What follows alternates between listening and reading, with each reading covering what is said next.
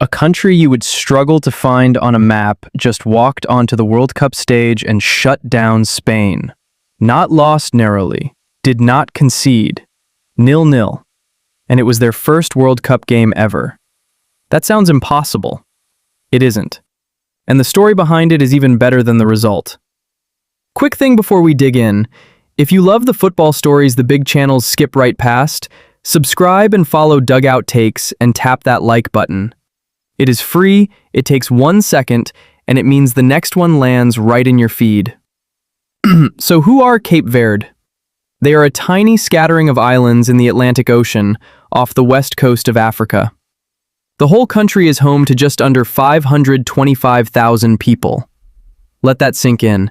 That is fewer people than a single mid-sized city. When they qualified, they became the smallest country by land area ever to reach a World Cup. And this was their first time.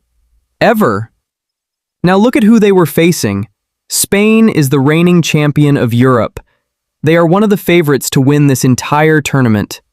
They are stacked with players from the biggest clubs on earth. On paper, this is not a contest. It is a match. So what happened? Exactly what everyone expected, and then nothing that anyone expected. Spain dominated the ball. They had possession for most of the game. Possession just means the share of time your team keeps the ball, and Spain kept it almost the whole match. They passed and probed and pushed. But here's the thing nobody tells you. Possession is not a goal. You do not win by holding the ball. You win by putting it in the net. And Cape Verde would not let them. They defended in numbers. They stayed compact, which just means they kept their players close together so there were no gaps to play through. They threw bodies in front of every shot.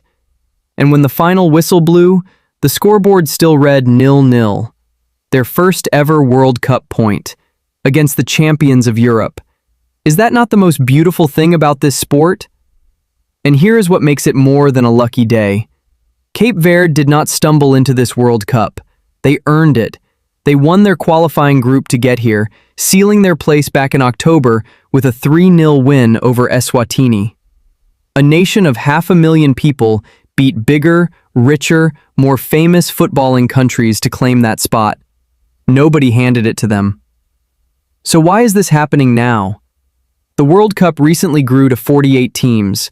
More places mean more nations get their shot, and a lot of people sneered at that. They said the small teams would just be there to make up the numbers, to get thrashed and go home. Cape Verde just looked the champions of Europe in the eye and proved every one of those people wrong. This is the part of the World Cup that the data and the rankings can never capture. A FIFA ranking is just a number that says how good a team has been recently. It cannot measure the heart. It cannot measure a country of 500,000 people refusing to be embarrassed on the biggest stage in the world. So here is what changes for you now. The next time someone tells you the minnows are only there to lose, that the big nations always win, that football is decided by money and squad value, remember the islands in the Atlantic that held one of the best teams on the planet to nothing. Remember that the scoreboard does not care how small your country is.